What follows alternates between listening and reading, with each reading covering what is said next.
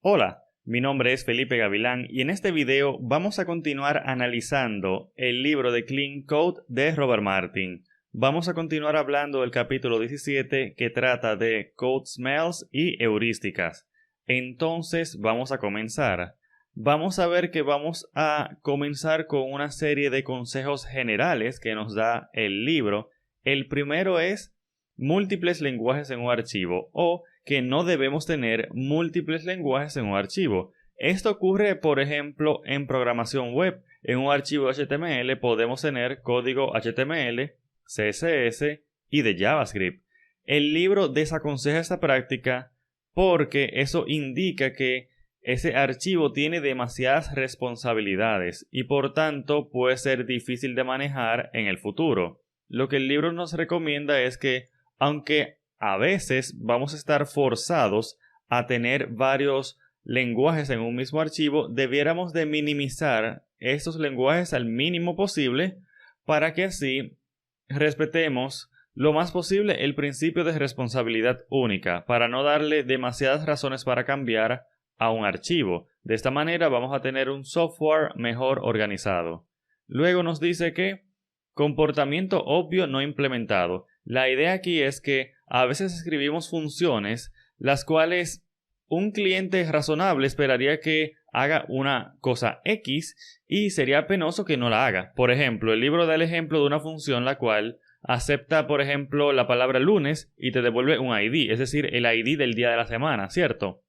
Sería penoso que esa función solamente funcione, por ejemplo, si tú le mandas lunes en minúsculas. Es decir, que si por si acaso le mandas lunes con L mayúscula, no funciona. O si le mandas lunes todo en mayúscula, no funciona. No sería muy chévere esto.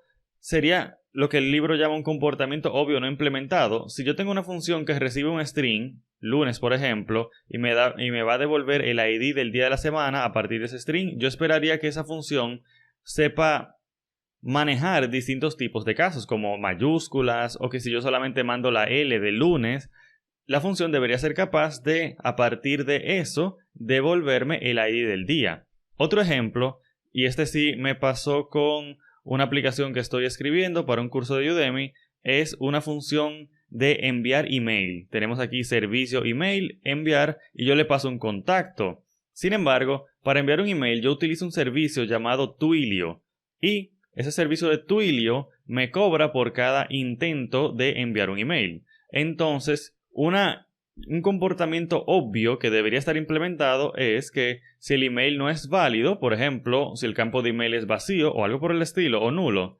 pues ni siquiera se intenta enviar el email. Esto es algo que yo tomo como práctica para enseñarle al estudiante que tiene que hacer validaciones con los campos de entrada de las funciones. Así que esa es una situación real en la cual es importante implementar ese tipo de casos extremos en los cuales podríamos terminar perdiendo dinero si no los implementamos, como es el caso de intentar utilizar el servicio de Twilio con un email no válido. En la misma línea, el siguiente consejo es no probar casos extremos. Volviendo a lo mismo, tenemos que no solamente probar el camino feliz de nuestras aplicaciones, sino que debemos escribir el código de manera que pueda manejar extremos, como por ejemplo, ese contacto que yo le estoy pasando tiene un nombre, un email y un cuerpo del mensaje. La pregunta sería, ¿qué pasa si el nombre viene vacío? ¿Qué pasa si el cuerpo del mensaje viene vacío? ¿Qué pasa si el email viene vacío? Esos son casos extremos, situaciones extrañas, las cuales nuestro software debe de estar preparado para manejar. No debemos simplemente escribir una función que funcione y dejarlo hasta así, y dejarlo hasta ahí. No, debemos de pensar qué pasa si tal cosa falta, qué pasa si pasa esto, qué debemos hacer en ese caso. Eso es parte de escribir un código robusto, el cual funcione bajo distintos escenarios, bajo escenarios en los cuales tus usuarios quizás cometan un error sencillamente. Esto es parte, de nuevo, de escribir una aplicación robusta. Vamos a ver, el siguiente consejo es ignorar los sistemas de seguridad, o mejor dicho, el siguiente problema, más que un consejo es un problema, es ignorar los sistemas de seguridad. A veces utilizamos aplicaciones quizás de terceros o nuestro propio framework o el mismo framework que estamos utilizando como ASP.NET Core que tiene ciertos sistemas de seguridad y nosotros quizás para hacer una prueba o quizás porque creemos que sabemos mucho, desactivamos algunas alertas, vemos warnings o advertencias y las ignoramos. Sin embargo, esas advertencias están ahí por algo. Esos warnings están ahí por una muy buena razón. Esos sistemas de seguridad se pusieron ahí por una buena razón. Entonces, ignorarlos no siempre es bueno. El libro incluso decía, y es cierto, que la tragedia de Chernobyl de la planta nuclear ocurrió en parte porque se ignoraron muchos sistemas de seguridad. Y si tú lees acerca de lo que pasó en Chernobyl, es cierto, se ignoraron varias alertas de seguridad y eso culminó en una catástrofe mundial donde murieron muchas personas lamentablemente. Entonces, debemos evitar ignorar los sistemas de seguridad, básicamente. Vamos a ver duplicación. Es claro que el código duplicado es un problema. El código duplicado es un problema porque el día que tú quieras cambiarlo, tú vas a tener que ponerte a buscar por toda tu aplicación buscando todo ese código duplicado. Y existe la posibilidad de que si tú duplicaste un código 5 veces, por ejemplo, tú actualices 4 y se te olvide una. Y entonces tú vas a tener una aplicación inconsistente. Que si por ejemplo este es un código de cálculo de impuestos y tú lo escribiste 5 veces en 5 lugares distintos, entonces te arriesgas a, por ejemplo, no cobrar tus impuestos de la manera correcta, lo cual te puede traer incluso problemas legales. Así que, en definitiva, debemos de evitar duplicar código siempre que sea razonable. Hay un extremo en el cual las personas quieren como que evitar la duplicidad a toda costa y eso a veces es un problema porque termina siendo código muy abstracto y complejo de entender. Hay que buscar un punto medio en el cual, cierto, tú no tienes el mismo código de calcular impuestos en 5 lugares distintos. Sin embargo, tampoco quiero que tengas que estar tratando de buscar la manera de poder encapsular en un solo lugar algo que realmente no había que encapsular en un solo lugar, algo que perfectamente se podía escribir en 2 lugares distintos, quizás porque son 2 conceptos distintos. Esto pasa, por ejemplo, con los DTOs. A veces tenemos entidades y DTOs, donde una entidad es una clase que representa una tabla, una base de datos, y un DTO es simplemente una clase que sirve para transportar datos de un lugar a otro, ¿cierto? Entonces, algunas personas quieren reutilizar sus entidades como DTOs porque tienen los mismos campos, pero esto no es correcto porque esto afecta la evolucionabilidad del software, porque el DTO se supone que es la cara de tu aplicación a un mundo externo, por ejemplo de un Web API, y la entidad se supone que solamente debe de preocuparse por representar una tabla o una base de datos. Tú no debes de ligar estas clases a pesar de que tengan los mismos campos, porque algún día quizás tú vas a querer hacer un cambio en la estructura de datos de tu aplicación, es decir, en la tabla que representa la entidad, y si eso te forza a cambiar tu DTO, entonces tú vas a estar forzando a todos tus clientes a que cambien su código solamente porque tú quisiste cambiar un campo en una base de datos. Es importante tomar en cuenta que no hay que llevar al extremo eso de no querer duplicar código. Además de ese código duplicado, que es simplemente ver piezas de código parecidas, hay otra forma de duplicidad de código y es cuando tenemos el mismo switch en varios lugares. Por ejemplo, aquí tenemos esta función es fecha de pago y aquí yo tengo un switch. Fíjate que yo recibo un empleado. Yo tengo un switch que quiere hacer un algoritmo según el tipo de empleado. Por ejemplo, si el tipo de empleado es asalariado, entonces yo voy a ejecutar la función es fecha de pago empleado asalariado. Y si es un tipo de empleado por hora, que cobra por hora, entonces yo voy a utilizar la función es fecha de pago empleado trabaja por hora. Perfecto, no hay problema. Pero entonces en la función calcular pago yo tengo exactamente el mismo switch haciendo básicamente lo mismo pero para calcular el pago. Es decir, tipo empleado asalariado, entonces calcular pago empleado asalariado, tipo empleado por hora, calcular pago empleado trabaja por hora. Y eso es un problema porque tú estás duplicando código. ¿Cómo podemos evitar esta duplicidad? Una de las formas de hacer esto es con una factoría. Recordamos que una factoría es una clase que nos permite instanciar otras clases. Aquí, como podemos ver, lo que hemos hecho es que ahora la clase empleado es una clase abstracta, la cual expone los métodos es fecha pago y calcular pago, que son los mismos métodos o conceptos que veíamos en la viñeta anterior. Y ahora tenemos una clase empleado asalariado, que hereda de empleado, y empleado trabaja por hora, que también hereda de empleado. Y ahora tenemos una factoría empleado, la cual a partir del tipo de empleado me devuelve una instancia de una clase derivada de empleado, ya sea empleado asalariado o empleado trabaja por hora. Y ahora, por polimorfismo, cuando yo tenga una función, yo puedo recibir, en vez de recibir dizque el empleado asalariado o el empleado trabaja por hora, recibo un empleado que puede ser, de nuevo, cualquiera de estos dos, un empleado asalariado o un empleado trabaja por hora, y por polimorfismo, en tiempo de ejecución se va a ejecutar es fecha de pago, por ejemplo, de empleado asalariado, y calcular pago, de nuevo, de empleado asalariado, si empleado es del tipo empleado asalariado. De esa manera, básicamente, estamos evitando esa duplicidad de código originada por un switch, el cual estaba en varios lugares al mismo tiempo. Sucede que a veces ese switch simplemente podemos encapsularlo a partir de una relación de herencia y una factoría. Vamos a ver, luego de la duplicación tenemos demasiada información. A veces creamos clases o interfaces, las cuales son muy grandes, contienen demasiados métodos, a veces métodos que no tienen que ver uno con el otro. Y esto es un problema porque esto hace difícil para los clientes de la clase saber qué métodos deben de utilizar. Debemos evitar estar llenando nuestras clases de demasiados métodos y debemos preferir una organización de código en la cual tengamos métodos parecidos unidos en una misma clase y separarlos de otros métodos que sí tienen mayor relación entre sí. A esto le llamábamos cohesión en el pasado. Recordamos que la cohesión tiene que ver con qué relación existe entre los distintos elementos de una colección. Por ejemplo, existe alta cohesión en una clase que se llame, por ejemplo, factoría empleados, y que además de crear empleado, borrar empleado, actualizar empleado, que son conceptos que giran en torno a la misma idea, entonces ahí habría alta cohesión. Pero si yo le agrego también calcular la inversa de una matriz, es como que, bueno, ¿qué tiene que ver en crear un empleado con calcular la inversa de una matriz? Ahí hay baja cohesión, ahí no tiene que ver una cosa con la otra. Sería mejor extraer ese método de calcular la inversa de una matriz a una clase, por ejemplo, que tenga que ver con cálculo de matrices. Entonces debemos evitar agregar demasiada información innecesaria a nuestras clases e interfaces.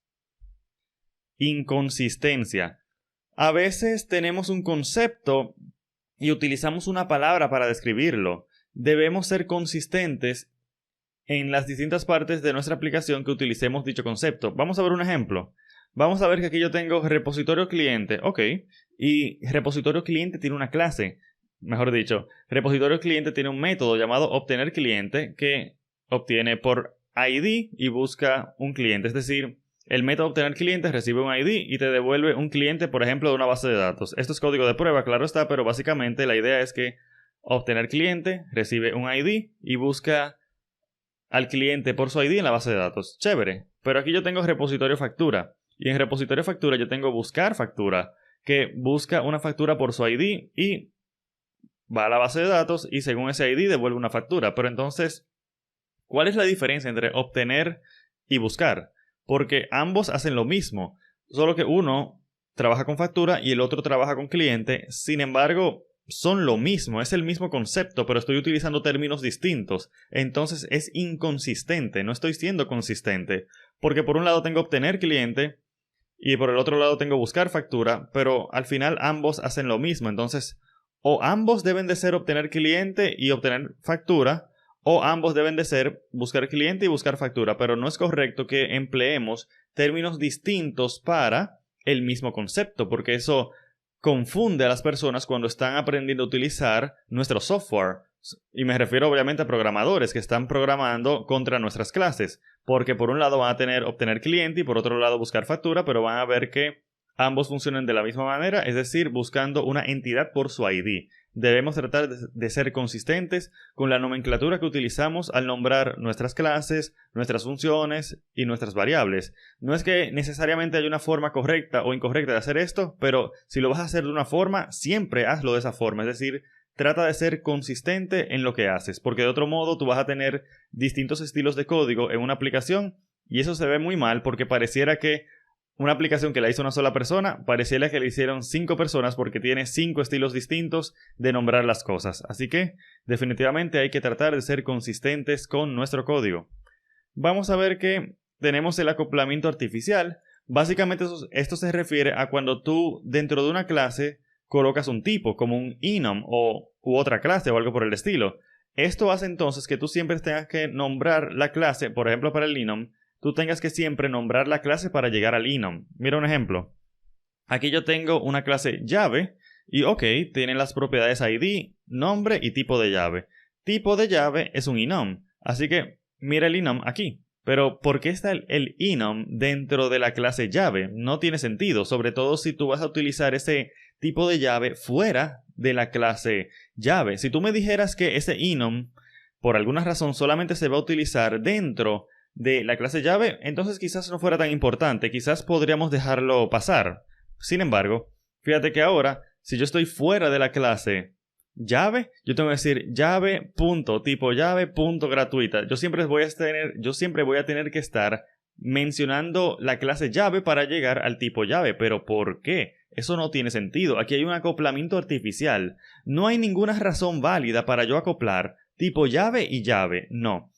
Tipo llave debiera estar en su propio archivo o por lo menos fuera del alcance de llave. Me refiero que no esté anidado dentro de llave. Debería estar, por ejemplo, debajo de llave. No hay ningún problema con eso si lo quieres tener ambos en el mismo archivo.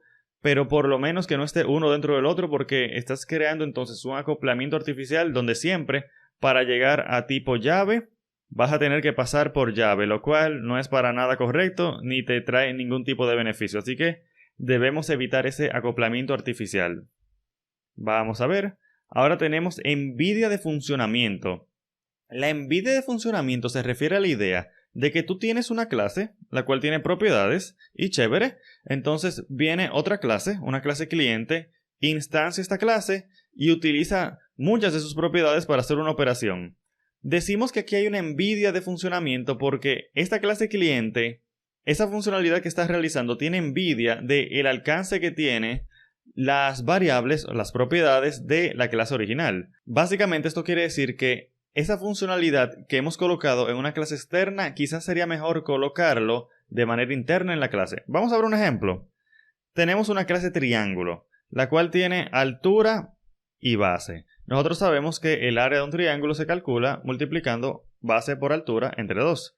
Entonces, si yo en una clase cliente hago lo siguiente, instancio un triángulo y digo base por altura entre 2 y guardo eso, por ejemplo, en una variable llamada área, decimos que hay una envidia de funcionalidad porque esta funcionalidad que tenemos acá debería estar colocada aquí dentro de la clase porque la misma hace uso completo de las propiedades de la clase triángulo. Y realmente tiene sentido el hecho de que el cálculo del área se encuentre dentro de la clase triángulo, porque de otro modo, cada clase que quiera calcular el área de un triángulo va a tener que estar realizando la fórmula él mismo. Lo lógico sería que ya que el cálculo del área de un triángulo se realiza con todas las propiedades de la clase triángulo, pues este cálculo se haga dentro de dicha clase y así no tenemos que estar repitiendo ese código en distintos lugares. Sin embargo, hay razones por las cuales la envidia de funcionamiento no es un problema. Por ejemplo, mira este ejemplo. Fíjate que yo tengo aquí una clase cliente que tiene un ID y un nombre. Perfecto. Ahora, yo tengo clases como repositorio cliente SQL y repositorio cliente Postgres SQL. ¿Qué quiere decir esto? Que a pesar de que estas clases de repositorio van a utilizar todas las propiedades de la clase cliente, aunque hay una envidia de funcionamiento, no importa, porque realmente nosotros queremos la flexibilidad de no tener acoplado nuestra capa de acceso a datos que representa repositorio cliente SQL y repositorio cliente Postgres SQL dentro de la clase cliente.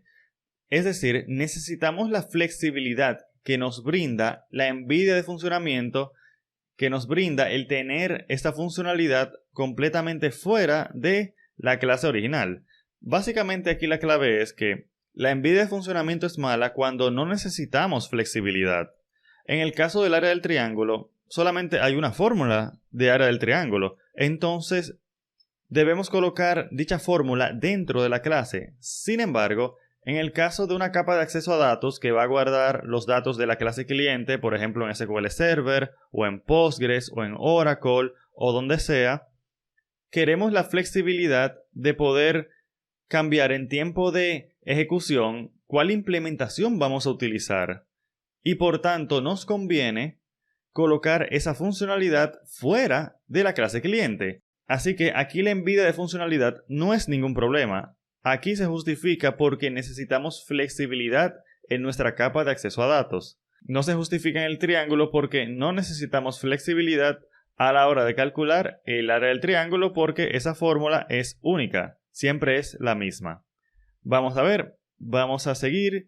Código que no es claro. Debemos escribir código que sea claro, que sea expresivo, que tenga nombres de variables que indiquen de qué se trata lo que estamos haciendo. Vamos a ver un ejemplo.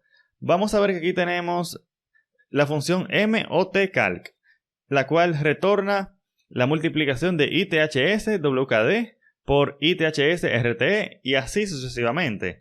Es muy difícil y yo diría hasta imposible saber exactamente qué es lo que está haciendo este código. Y no hay ningún problema con eso. La culpa no es de nosotros, dice porque no sabemos leer el código. La culpa es del código por no ser lo suficientemente claro. Vamos a ver que una manera de aclarar este código es sustituir esas variables con nombres tan cortos y el nombre de la función con ese nombre encriptado prácticamente y cambiarlo por nombres más expresivos. Vamos a ver. Mira. La función lo que hace es calcular el pago con horas extras. Y ahora, en vez de yo colocar todo esto en una línea, fíjate que yo voy a utilizar por lo menos 5 líneas para desglosar la funcionalidad de esta función, el desarrollo de esta función.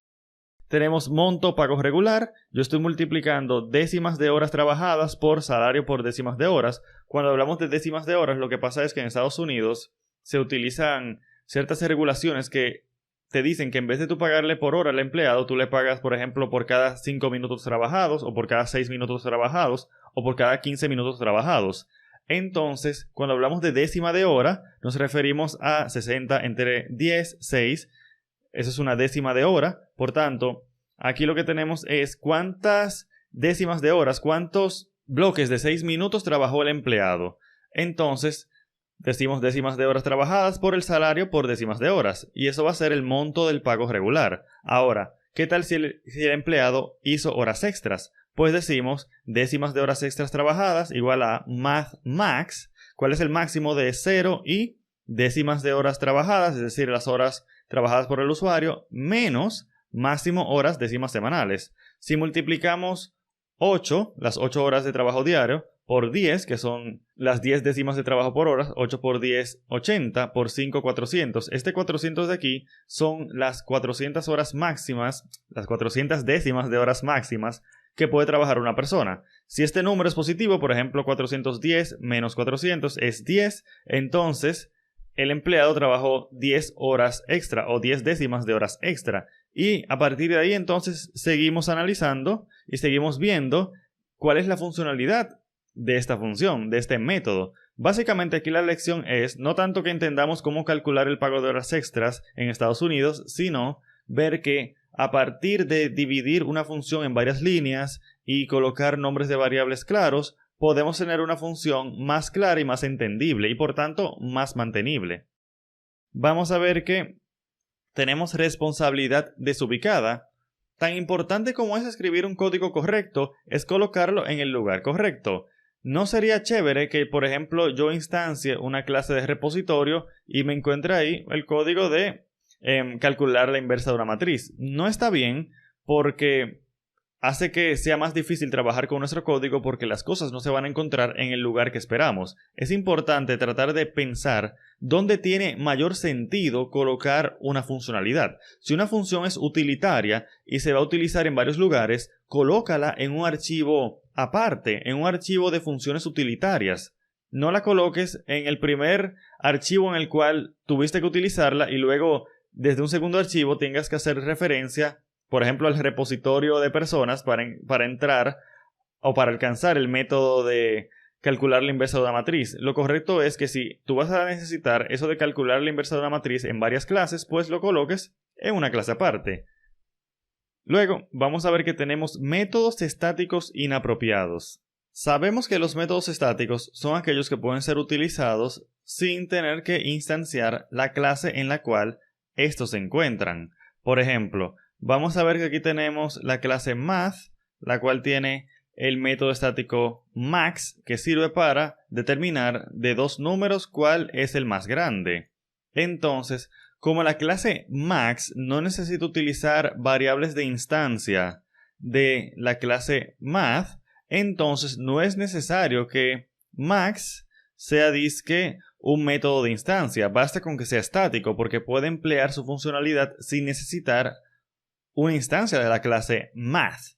Sin embargo, esto no siempre es lo recomendable. Por ejemplo, vamos a ver aquí que tenemos repositorio cliente SQL crear cliente. Cualquiera diría que, bueno, esto puede funcionar a partir de cliente, porque tú lo que quieres hacer con un repositorio es insertar, en este caso, insertar la data en la base de datos. Y yo le estoy pasando el cliente que yo quiero insertar. Perfecto, no hay ningún problema. Cualquiera diría que no es necesario disque una instancia de la clase. Pero es importante porque los métodos estáticos no aceptan inyección de dependencias. Las clases estáticas tampoco pueden ser inyectadas, lo que quiere decir que estaríamos renunciando a la posibilidad de utilizar el principio de inversión de dependencias, que nos dice que debemos de depender de abstracciones y no de tipos concretos. Y si nosotros no podemos utilizar inyección de dependencias, entonces no tenemos manera de depender de una abstracción. Tendríamos que siempre depender de esta implementación de repositorio cliente SQL .crear. Y esto no es correcto, porque quizás en el futuro yo quiero utilizar no SQL, sino por ejemplo guardar mi cliente, digamos, en una base de datos de Oracle o algo por el estilo. Esto me quita flexibilidad. Esto le quita flexibilidad al software. Así que hay que estar muy claros que, aunque se ve chévere el utilizar métodos estáticos, hay un costo muy alto de flexibilidad, porque al no poder utilizar inyección de dependencias, entonces no podemos cambiar en tiempo de ejecución la implementación de nuestro método estático. Así que hay que tener muy claro cuándo utilizar métodos estáticos y cuándo no. Vamos a ver, ahora sigue variables que explican cosas. Como su nombre lo indica, es bueno utilizar variables que vayan explicando el proceso de un algoritmo. De esa manera es más fácil leer el algoritmo, entenderlo y, de ser necesario, modificarlo. Vimos un ejemplo de eso hace poco con esto del cálculo pago con horas extras, donde paso por paso, a partir del nombre de cada variable, tú podías ir deduciendo qué es lo que hace el algoritmo. Y así se te hace más fácil incluso encontrar si hay un error. Seguir convenciones. Es importante que tú y tu equipo se pongan de acuerdo en cómo van a hacer las cosas. No está bien que, por un lado, un miembro del equipo haga las cosas de una forma y por el otro lado, otro miembro del equipo haga las cosas de otra forma. Es importante ponerse de acuerdo y setear un conjunto de reglas, un conjunto de convenciones para que el código parezca que lo hizo una misma persona, a pesar de que lo hizo, por ejemplo, un equipo de 5 o de 10. Hay herramientas que ayudan con eso, hay herramientas que tú puedes programar para que se vea que todo el mundo está siguiendo las mismas convenciones. De todos modos, es importante hablar eso en un principio, someterlo a votación y permitir entonces que el software sea más mantenible a partir de que sigue un mismo estilo general de diseño, tanto de nombres de variables, nombres de clases, nombres de funciones, etc. Vamos a ver que tenemos reemplazar números mágicos. Por si no los recuerdas, los números mágicos son esos números que aparecen por ahí en medio de un algoritmo sin explicación, sin contexto. Entonces, eso no es bueno porque no todo el mundo sabe qué significa dicho número. Ver un estatus igual a 3, por ejemplo, no me dice qué significa el estatus 3. Eso no está bien. En ese caso sería mejor utilizar un enum. Vamos a ver un ejemplo. Vamos a ver que aquí yo tengo este código de validar producto que recibe el estatus del producto. Y yo digo, si el estatus es igual a 3 o si el estatus es igual a 4, lanzar una excepción. Ok, pero ¿qué significa el 3? ¿Qué significa el 4? Si yo no tengo esos datos, es más difícil saber si este código siquiera es correcto. Sería mejor utilizar un enum. Por ejemplo, vamos a ver que aquí yo tengo un enum de estatus producto con disponible, agotado e inactivo. Ahora, en validar compra producto, como yo recibo un estatus producto que es un enum, yo puedo decir estatus producto es igual a agotado o es igual a inactivo. Bueno, si el producto está agotado o inactivo, entonces es que vamos a lanzar una excepción de que el producto no puede ser comprado. Fíjate que ahora el código es mucho más legible porque le hemos eliminado esos números mágicos que realmente no tenían ningún contexto. Además de los números mágicos, existen los strings mágicos que, igualmente, si yo digo, si el estatus es igual a X, bueno, pero ¿qué es X? Si el estatus es igual a R, ¿qué es R? Es mejor utilizar variables, utilizar enums o cualquier otra cosa que sea más descriptivo que simplemente un símbolo que realmente no tiene significado evidente cuando uno lo visualiza. Vamos a ver que también tenemos encapsular condicionales. Básicamente, la idea es que deberíamos colocar en una función aquellas condicionales que tienen varios enunciados lógicos que están conectados por un OR o un AND, es decir, por un O o un I, por ejemplo. Vamos a ver aquí que en vez de colocar aquí if status producto es igual a agotado, mejor decimos una función producto tiene status inválido para ser comprado. Y entonces encapsulamos en esa función la lógica que determina si un producto tiene estatus inválido. En vez de estar colocando esa operación lógica aquí en el mismo if, es mejor colocarlo detrás de una función para que así sea más legible para la persona que está leyendo el código ver de qué se trata ese if que tenemos acá. Vamos a ver otro consejo que es evitar condicionales negativos. Como su nombre lo indica, en vez de nosotros decir, por ejemplo, usuario no tiene permiso, debiéramos decir usuario tiene permiso. Porque si decimos usuario no tiene permiso, es decir, if usuario no tiene permiso es igual a verdadero, entonces quiere decir que no tiene permiso, entonces no debemos darle acceso. Pero si decimos sencillamente if usuario tiene permiso, es como más fácil. Porque cuando tú estás negando en el nombre de una función o en el nombre de una variable y es un booleano, tú tienes entonces que hacer lo contrario a lo que parece indicar el valor del booleano. Por ejemplo, vamos a ver acá y vamos a ver que tenemos producto no tiene estatus válido para ser comprado. Ok, producto no tiene estatus válido para ser comprado. Lo que quiere decir que si esto es verdadero, entonces no debemos permitirle al usuario comprar ese producto. Y si es falso, quiere decir que es válido. Entonces, como tiene un no en el nombre, es como que tenemos que buscarle la inversa a la lógica a partir del booleano. Si es true es porque no se puede y si es false es porque sí se puede. Es como que tenemos que darle la vuelta a lo positivo y lo negativo. Entonces el libro nos aconseja mejor decir algo como producto tiene estatus inválido para ser comprado. Ah, bueno, producto tiene estatus inválido, true, ok, si el estatus es inválido entonces no puede comprar. Sin embargo, todavía para mí esto es problemático porque tú estás colocando algo negativo en el título. A mí no me gusta, yo prefiero títulos con conceptos positivos como puede o válido, por ejemplo. En este caso, en vez de yo estar probando o estar analizando a partir de la función si el producto es inválido, yo mejor prefiero analizar si es válido. Por ejemplo, producto puede ser comprado sería el nombre de la función. Y así es claro que si esto es verdadero es porque puede ser comprado y si es falso es porque no puede ser comprado. A veces esto no se puede. Aquí quizás yo estoy haciendo un poquito de trampa, porque quizás por alguna razón es más lógico determinar si algo es inválido que si es válido. Eso está bien, no hay ningún problema, pero te estoy dando la opción, la idea de que es importante para hacer nuestro código más legible evitar el no en el título de una función o de una variable, sobre todo si es un booleano, sobre todo si representa un booleano, porque entonces vamos a tener que siempre estarle dando la vuelta de que el usuario no tiene permiso. Si eso es verdad, es porque no puede entrar. Entonces el true con el negativo se ve un poquito chocante y a veces hay que detenerse por un momento y pensar, ok, como es true es porque no, y cuando es false es que sí. Entonces es mejor tratar de realizar enunciados positivos en nuestros títulos. Vamos a ver, tenemos encapsular condiciones de frontera. Básicamente esto significa que si tú tienes un if o algo por el estilo y tú tienes un +1 en muchas partes, sería mejor colocar eso en una variable y no siempre tener como que i +1 o i -1 o algo por el estilo. Yo vi un código que realmente es mío de un paginador y aquí yo tengo, por ejemplo, que página actual -1 es igual a enlace anterior y página actual +1 es igual a enlace siguiente. Fíjate cómo yo no estoy simplemente regando ese código así, dice que página actual +1 y página actual -1, sino que yo le estoy poniendo un nombre a esas operaciones para que así sea más legible el código. Incluso el libro básicamente me recomendaría cambiar esto de página actual menos radio por un nombre más descriptivo, como por ejemplo límite inferior y esto límite superior.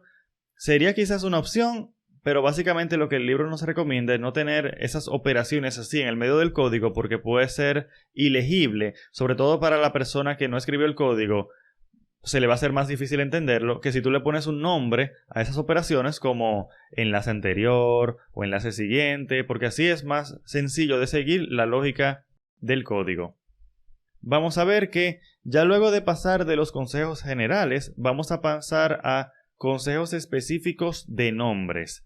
Vamos a ver que el primer consejo es escoger nombres descriptivos. Nuestras variables, nuestras funciones, nuestras clases no deberían tener nombres en diminutivo o nombres acortados, achicados, sino que deberían ser nombres bien expresivos. No debemos tener miedo a crear un nombre de una variable, de una función que sea disque largo, pero que sea claro. Es mejor que el nombre sea largo pero expresivo que corto y confuso.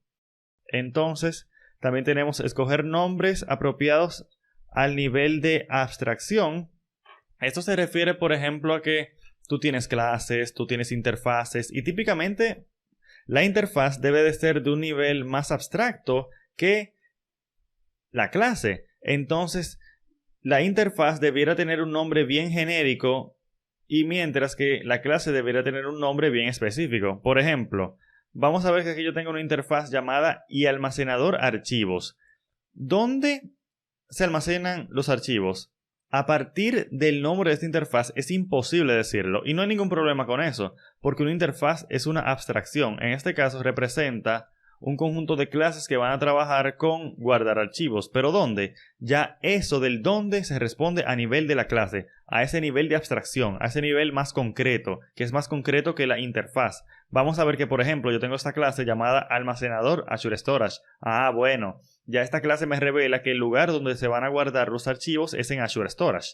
Azure Storage es un servicio de Azure para guardar archivos, perfecto. O también yo tengo esta clase que se llama almacenador archivos local.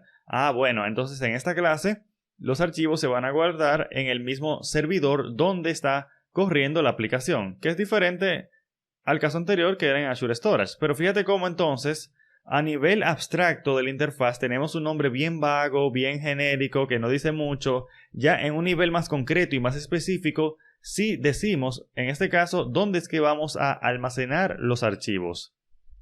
Vamos a ver que también tenemos usa nombres estandarizados. En ingeniería de software ya existen patrones de diseño, existen conceptos y tú deberías tratar de utilizar esos conceptos, el nombre de esos conceptos en las clases donde tú los utilices. Por ejemplo, hace un momento vimos el ejemplo de una factoría. Una factoría es una clase en la cual instanciamos otras clases. Entonces, si tú creas una clase que sirve para instanciar otras clases, en el nombre de la clase ponle factoría, porque ya factoría es un concepto de ingeniería de software. Utiliza el concepto ya existente. No le pongas disque generador de clases o algo por el estilo. No le pongas disque instanciador de clases. No, ponle factoría, porque ya factoría es un concepto existente. Del mismo modo, si tú utilizas otros patrones de diseño, como fachada o el observador, etc., trata de colocar el nombre de esos conceptos en el nombre de la clase o algo por el estilo, porque así los demás programadores ya con el simple hecho de leer la palabra factoría ya van a saber de qué se trata esa clase, cuál es su funcionalidad. Tenemos nombres no ambiguos. La idea es que debemos evitar utilizar nombres confusos en nuestras clases. Debemos tratar de ser lo más específicos posible. Por ejemplo, yo siempre pongo el ejemplo de una clase relacionada con fechas y que tenga la función add, de agregar. Ok, ¿agregar qué? Agregar días, agregar meses, agregar años. ¿Qué tú vas a agregar en un objeto de fecha, en una clase de fecha? Es mejor que los métodos de dicha clase se llamen agregar meses, agregar días y agregar años, y no que se llamen simplemente agregar, porque eso es ambiguo, puede ser confuso para la persona que está viendo el nombre de ese método, de esa función, de qué tú me estás hablando, qué es lo que se supone que vamos a agregar. Hay que tratar de ser lo más específicos posible para que nuestro código aumente su nivel de legibilidad. Nombres largos para largos alcances. Básicamente esto se refiere a que si tú tienes una variable que tiene un alcance muy corto, tú le puedes poner un nombre simple como un nombre de una letra y no hay ningún problema con eso. Vamos a ver un ejemplo que es un for. Esta variable i que tenemos aquí tiene un alcance súper corto. Solamente va a ser utilizado en este bloque del for, el cual es bastante pequeño. Básicamente tiene una sola línea de código. Entonces ponerse a ponerle un nombre bien claro y expresivo a esa variable no tiene ningún sentido. Se le puede poner i sin ningún problema. Ahora, si esa variable va a ser utilizada, por ejemplo, en otros contextos, en otras clases, en otros métodos de la misma clase, o incluso si es que es un método bien largo, digamos un método de 20 líneas, no está bien que tú le pongas disque i a una variable porque es muy confuso. Ahí sí tú tienes que emplear nombres más descriptivos. Básicamente, a mayor sea el alcance de una variable, más expresivo o descriptivo debe de ser su nombre. Si tiene un alcance tan corto como el de este for que tenemos aquí, no importa que le pongas i porque de todos modos sabemos de qué se trata. Vamos a ver que tenemos evitar codificaciones. Básicamente esto nos quiere decir que los nombres de nuestras variables, métodos y clases no deben de tener códigos en su nombre, sino que simplemente deben de expresar un concepto. Un lugar donde se utiliza mucho eso de colocarle códigos a los nombres es en la notación húngara. Vamos a ver, por ejemplo, aquí que tenemos esta tabla donde a cada label se le colocaba un LBL al principio. Yo soy culpable de hacer esto. Yo lo hacía mucho cuando yo programaba en WinForms y teníamos un label y yo siempre le ponía, por ejemplo, label nombre o label apellido, es decir, LBL nombre, LBL apellido, y así mismo con los textbox o cajas de texto yo le ponía txt nombre, txt apellido. El libro nos recomienda que no hagamos eso, a que no utilicemos esta notación húngara, porque realmente simplemente se vuelve ruido y realmente no hace el gran aporte a nuestro código, por tanto deberíamos tratar de evitarlos. Los nombres deben describir efectos secundarios. Perfecto. Si tú tienes una función que hace dos cosas, esas dos cosas deberán ser obvias a partir del nombre de la clase. Vamos a ver un ejemplo. Vamos a ver que aquí yo tengo un método actualizar que recibe un cliente. Ok, si el método se llama actualizar y recibe un cliente, tú esperas que el método se encargue solamente de actualizar el cliente y no haga nada más, ¿cierto? Sin embargo, si vemos el cuerpo de este método, vamos a ver que dice, si no existe el cliente, crear el cliente. Ok. Y si el cliente sí existe, entonces actualizarlo. Esto es un problema porque aquí hay un efecto secundario que quizás una persona no se espera. Que si el cliente no existe, lo cree. Yo esperaría que si yo intento actualizar un cliente inexistente, la aplicación lance un error. Para mí eso es lo correcto. Sin embargo, la persona que ha creado este método de actualizar no pensó lo mismo que yo. Así que debió de haber hecho claro este hecho a partir del nombre del método. Por ejemplo, en vez de decir actualizar, debió llamarse actualizar o crear si no existe. Ah, bueno, ya ahí en el nombre de la función, en el nombre del método, ya está claro que hay un efecto secundario, que o va a actualizar o va a crear, en este caso el cliente, en caso de que no exista dicho cliente. Ese es un nombre de función superior porque expresa el efecto secundario que tiene este método. Vamos a ver. Vamos con la última categoría de heurísticas. Esa es la categoría de pruebas. Nos referimos a pruebas automáticas. Vamos a ver que la primera es pruebas insuficientes. Claro está. ¿Cuántas pruebas debemos hacer? Imposible ponerle un número, pero debemos hacer nuestro esfuerzo, el mejor esfuerzo de poder probar todos los casos de uso de nuestro software, tanto el camino feliz, que es el camino por el cual la aplicación funciona, y también probar los casos extremos o situaciones donde sabemos que el software debe de fallar, pero que debe de fallar correctamente. Que si yo, por ejemplo, intento enviar un email y el campo de email es nulo, entonces la aplicación maneje esa situación de manera correcta y no que simplemente explote en 1000 pedazos. Pruebas insuficientes quiere decir que no estamos probando todos los escenarios de nuestra aplicación. Pero ¿cómo sabemos que no estamos probando todos los escenarios? Una manera es con una herramienta de cobertura. Una herramienta de cobertura lo que hace es que cuando tú ejecutas tu aplicación, te permite saber qué líneas de código fueron probadas a partir de esas pruebas automáticas. En el caso de C# y Visual Studio tenemos una herramienta gratuita llamada Find Code Coverage, que básicamente lo que hace es, como podemos ver aquí fueron ejecutadas unas pruebas automáticas y aquí a la derecha me sale qué líneas de código se ejecutaron y cuáles no. Las que se ejecutaron están marcadas con verde y las que no se ejecutaron están marcadas con rojo. Y de esta manera tú puedes saber, por ejemplo, mira, que esta función no tenemos ninguna prueba que la esté ejecutando. Sería bueno que hagamos una prueba que ejecute esa función. Y así sucesivamente. Por ejemplo, este else que tenemos aquí, vamos a ver que aquí tenemos estas líneas en rojo, que quiere decir que este bloque del else no está siendo ejecutado por ninguna de nuestras pruebas automáticas. De manera que definitivamente es importante utilizar este tipo de herramientas para enterarte de qué líneas de código tú no estás probando. Vamos a ver. No saltarse las pruebas sencillas. Las pruebas sencillas son muy importantes porque te sirven hasta para documentar tu código, para documentar cómo utilizar una clase. Así que aunque tú tengas una prueba que parezca trivial o sencilla o como que no aporta nada, porque es tan sencilla que realmente no aporta nada, es bueno hacerlo por dos cosas. La primera, porque como te decía, te sirve para documentar cómo utilizar tus clases. Y la segunda es que si tú en el futuro cambias la funcionalidad de esa clase, esa prueba sencilla pero importante te va a ayudar a detectar si hay un error, si tú has introducido un error. Así que definitivamente hay que tratar de hacer esas pruebas por más sencillas que parezcan, porque en el futuro podrían ser bastante importantes a la hora de acortar el tiempo de debugging de nuestras aplicaciones. Vamos a ver. Prueba las condiciones extremas. Como te decía hace un momento, yo puedo tener un software que sirva para mandar emails, pero es importante que yo pruebe mi software también. ¿Qué pasa cuando yo le mando un email vacío, o un email inválido, o un email nulo? ¿O qué pasa si yo mando el cuerpo del mensaje nulo? Y ese tipo de cosas. Es importante colocar estas pruebas en pruebas automáticas para verificar que siempre nuestro software maneje esas situaciones extremas de una manera efectiva. Realizar pruebas cerca de un bug. Cuando ocurre un bug en una aplicación, es posible que hayan otros bugs ocultos cerca de ese. Por ejemplo, si descubrimos que una función X tiene un error, sería bueno seguir probando de distintas maneras esa misma función X, porque probablemente vamos a encontrar otros bugs. Porque el hecho de que haya un bug nos dice que no hemos programado esa parte correctamente. Y así como eso se manifestó en un bug, se podría manifestar en dos.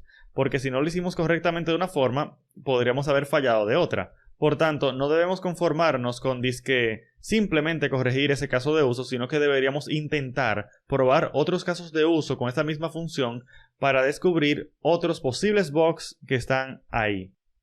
Las pruebas deben ser rápidas. Las pruebas lentas son las peores, porque son las que nadie corre.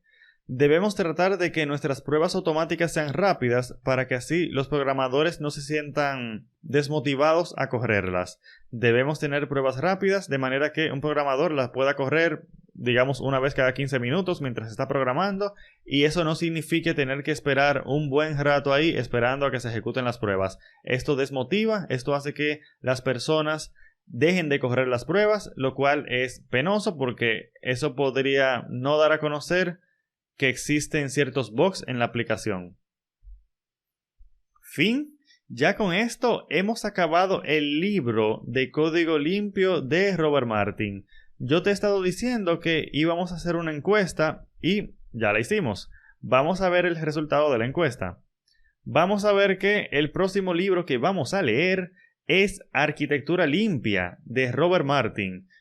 Gracias a las 354 personas que votaron, un 47% de ellas escogieron el libro de Arquitectura Limpia. Así que ya el próximo video que hagamos analizando un libro va a ser con este libro de Arquitectura Limpia. En segundo lugar quedó el libro de DDD, de Domain Driven Design, de Eric Evans. Así que este libro yo lo voy a colocar en la próxima encuesta para ver si en ese caso ya tiene chance de ser el próximo libro en ser leído. Esto es democracia, esto lo escogieron ustedes, no lo escojo yo. Así que vamos a leer Arquitectura Limpia y después de ahí vamos a ver qué otro libro leemos. Muchísimas gracias y nos vemos en la próxima.